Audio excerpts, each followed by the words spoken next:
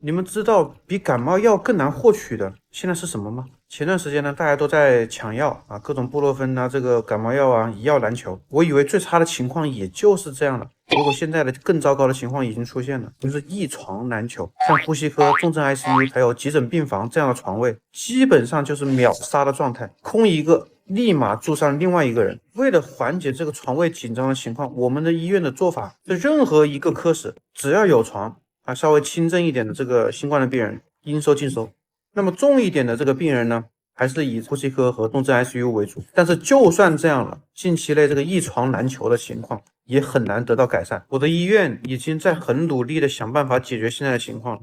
我们的医护也是拖着这个刚刚康复的这个身体啊，也得不到休息，马上就是继续的上岗。但是医疗资源真的是有限的，实在接受不了这么多的病人了，我们也无可奈何，真的没有办法。谁说新冠是一个普通感冒的？它根本就不是。今天晚上看了一个患者，67岁，他的肺的状态是这样的，氧饱和度只有85，已经发热5天了。我怕你们看不懂，我这里面标出来的白色的地方就是我们说的病毒肺，也可以说是大白肺了。现在是需要住院吗？当然需要，因为他这个肺已经是重症了。那能住院吗？你说让我去 ICU 把哪一个重病人赶走，把床位挪出来给他住呢？那能吸氧吗？你去看一下抢救室现在的状态，我去把哪一个患者的氧管拔了给他接上呢？那能输液治疗吗？你去输液室看看，让谁从位置上挪开给他位置，我去做。于是乎家属怒了，暴怒的那种，用力的拍桌子，发疯似的摔凳子，指着我的鼻子，用最粗俗的语言骂我。我什么都没有说，任由他们发泄心中的愤懑。我又何尝不想让他们住院呢？我又何尝不想让他吸上氧呢？我又何尝不想让他有一个地方能输液呢？但是你们看看这个人的肺，78岁，等了2天了，没有床。那这个肺呢，92岁，已经等了3天了，人已经在我们急诊科走了，床都还没有出来。他们况且如此，我又能怎么办呢？医疗挤兑是什么？也许没有人比他们更加了解了，而这就是我们放开后不得不面临的痛，只是这些痛对于这些人来说有些撕心裂肺罢了。刚刚电竞少女、坐拥百万粉丝的女网红伊川川，年仅24岁就因为新冠去世了。她去世前最后一条动态应该引起所有阳康们的注意。新冠后遗症真的不容忽视。日前，伊川川的家人发布了讣告，说伊川川于12月28日在北京身故，年仅24岁，告别仪式在北京举行，之后会安葬在广州。浮生一梦，天各一方。据悉，因为特殊原因，至今才发讣告。看到伊川川去世前最后一条动态，他说自己阳了，而且咳嗽非常厉害，肺都要咳出来了，还发了一个痛哭的哭泣的表情。可以理解，也能感受到伊川川的痛苦，阳过的人几乎都能感同身受。粉丝都在下面亲切的关心，他说阳了好几天了，退烧了，而且喉咙很痛，加咳嗽。粉丝发表自己的阳过经历，还问伊川川为啥不吃止咳药呢？伊川川表示，药店都关门了，根本买不到啊，应该没吃药，然后就这样拖着耽误了。这是伊川川最后一条动态。当然了，作为一名专业的电竞网红，伊川川可能在阳了的期间还熬夜或者坚持工作，没有休息好，也是促成这个悲剧的原因之一。继家人发讣告之后，男友空桐雨梦也发布了讣告，还说因为有很多事情要处理，才延迟了消息的发布。男友代表自己和家人向外界致歉。马不停蹄的看到下班，结果还有100多个病人在后面等待，是种什么体验？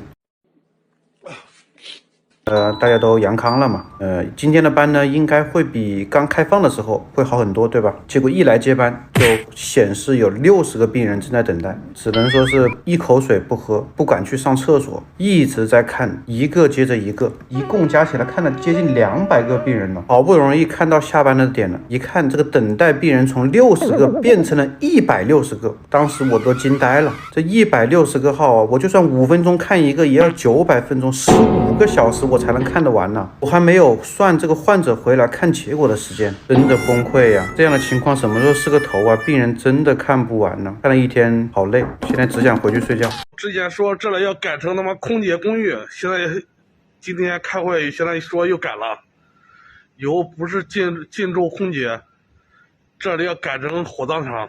现在北京市火葬场非常紧缺，火楼不够烧的，现在每天火葬场非常的超负荷运行，这里要建200个炉子。以后这来要变成火葬场了，以后这了。每个房间都要清除了，以后这个地方要住殡葬人员，就是工作人员休息的地方，把这都打扫干净。以后这个地方要住殡葬人员、家属人员都住在这个地方过夜的。以后那边都全部做成灵堂，这都是今天打扫出来的。之前住的这里面住的全是保安人员，特别脏。一共是14栋楼，要拆，有两栋楼住的人员。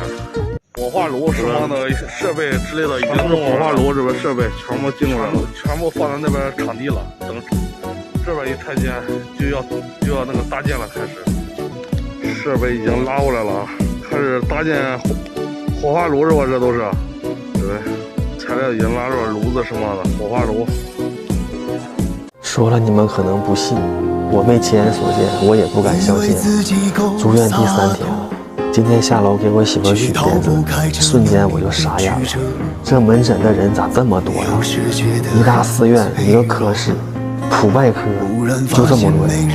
再给你们看看我媳妇的病房，20平米不到的地方，加上陪护人员6、7个人，再加上医生护士，真是没个呆呀！不来趟医院是真不知道咋回事了。这几天身边的人走的也太多了，听说火葬场都排号了，真的是无语。希望这波病毒早点过去吧。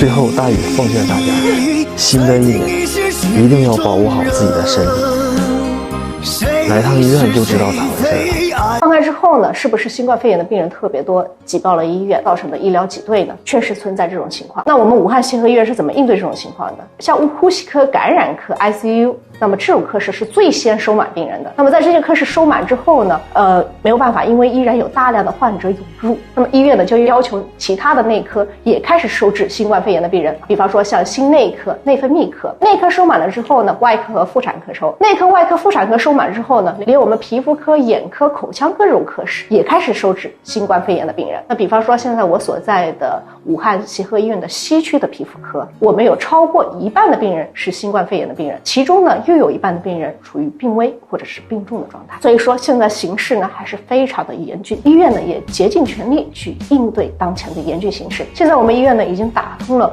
呼吸、感染、内科、外科、妇产科这些科室的界限，每一个病区呢都具备有气管插管的功能和条件。12月7号以来，我们一共收治新冠的患者16358人，其中重症和危重症的患者人数呢达到了5414人，占总人数的33.1%。医院呢正在全力运转，希望我们大家呢能够共度难关。